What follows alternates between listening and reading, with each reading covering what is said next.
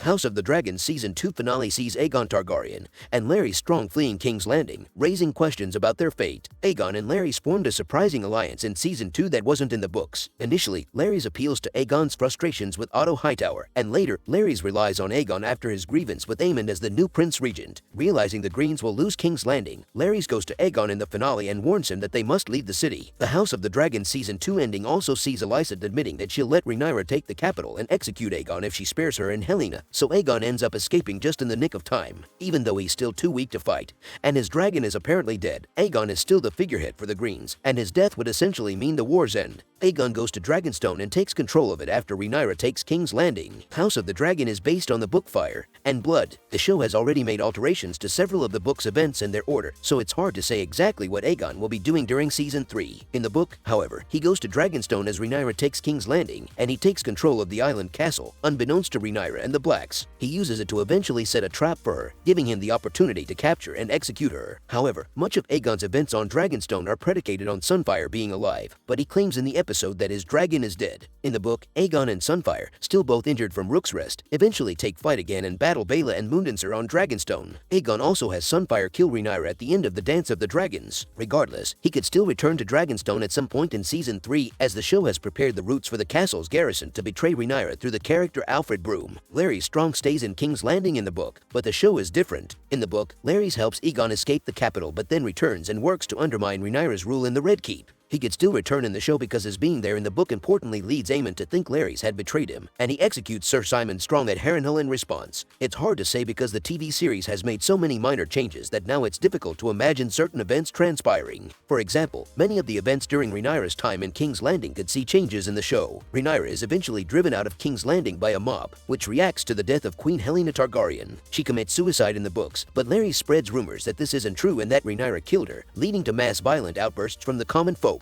In the show, the commoners love Rhaenyra for bringing them food, and Larys Strong isn't in King's Landing to spread these rumors. It's impossible to say where his story will lead in House of the Dragon for the time being, given all the changes. Does King Aegon return to King's Landing? King Aegon Targaryen eventually does return to King's Landing, believing he's won the war after having Rhaenyra executed on Dragonstone. He never fully recovers from his injuries and is still widely hated by his peers and the common folk, so the armies of the Riverlands and the North continue to march on King's Landing despite Rhaenyra's death. At this time, many of the dragons and riders are also dead, and the lords remaining in King's Landing realize the war is lost, suggesting Aegon step down and join the Night's Watch. Instead, Aegon demands that the fighting continue, so his lords poison him, concluding the Dance of the Dragons. Aegon may have been badly injured at the Battle of Rook's Rest, but he's still got a long way to go in his story, and it will be exciting to see where House of the Dragon takes it. Hopefully, Sunfire isn't truly dead, as the beautiful dragon is supposed to be around for much longer as well.